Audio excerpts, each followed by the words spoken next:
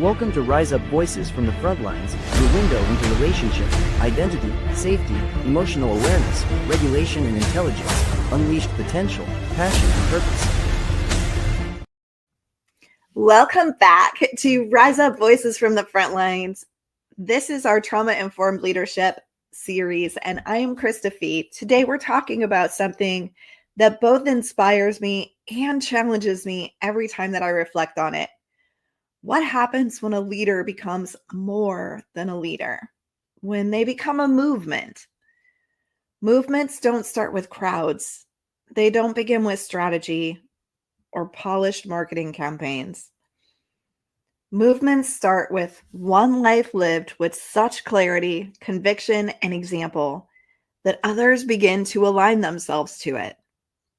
Sometimes that spark comes from hope, sometimes from pain. But either way, it begins with one leader whose embodied presence ignites something bigger than themselves. Let's start with Nelson Mandela, a leader in chains. For 27 years, Mandela sat in prison. He had no microphone, no political office, no army. From the outside, he looked powerless. But in reality, he was literally becoming a movement. Because while he sat behind bars, his unwavering moral clarity spread across South Africa and beyond. His resilience became a symbol. His very existence told people that you can take my freedom, but you can't take my mission. By the time Mandela was released in 1990, the movement had become unstoppable.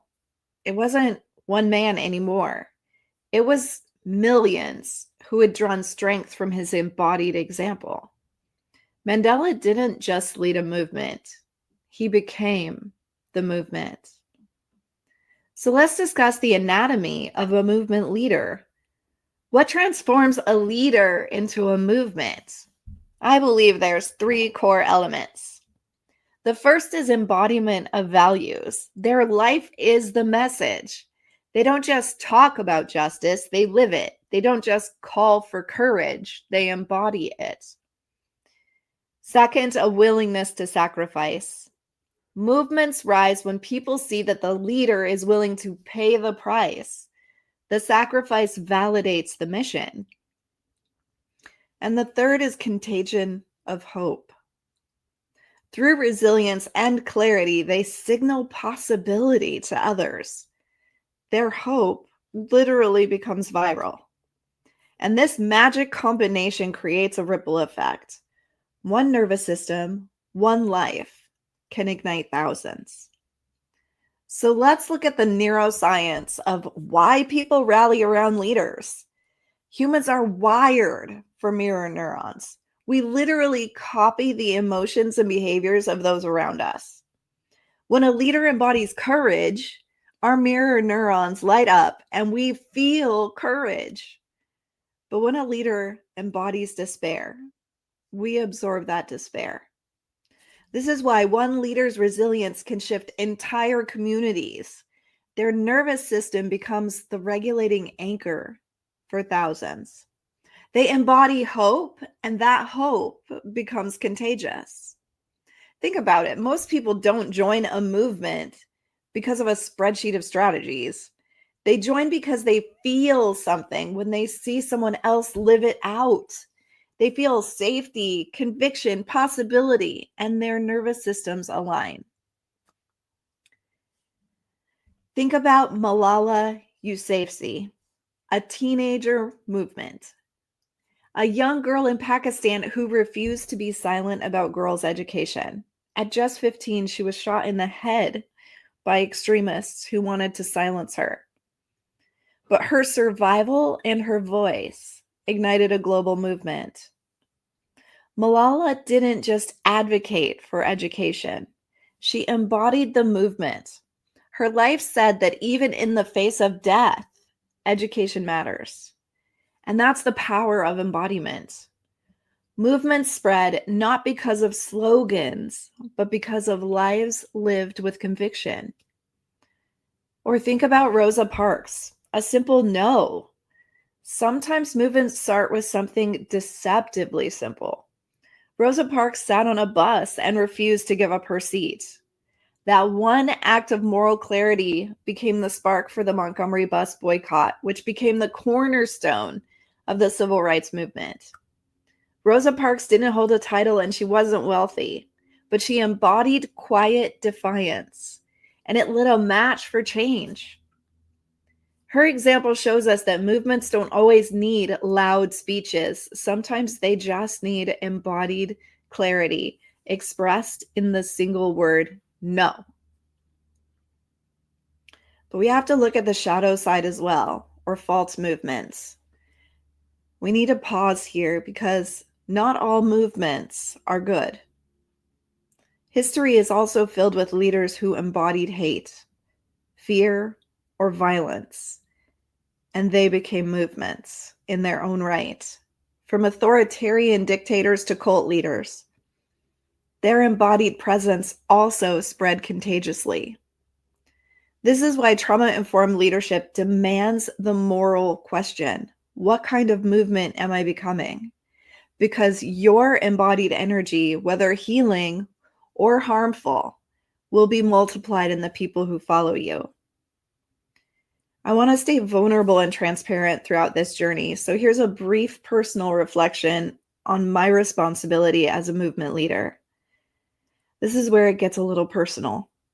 When I first realized people weren't just listening to my words, but actually aligning themselves to my life, it honestly terrified me. It meant that my healing process mattered, that my regulating myself mattered, my integrity mattered.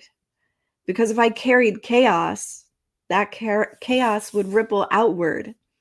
If I carry clarity and safety, that ripples outward too. So as leaders, we don't get to separate our personal life from our public mission. We become the movement that we carry, and that weight is sobering. So here's some insight into guarding the movement that you carry. How do you carry this responsibility?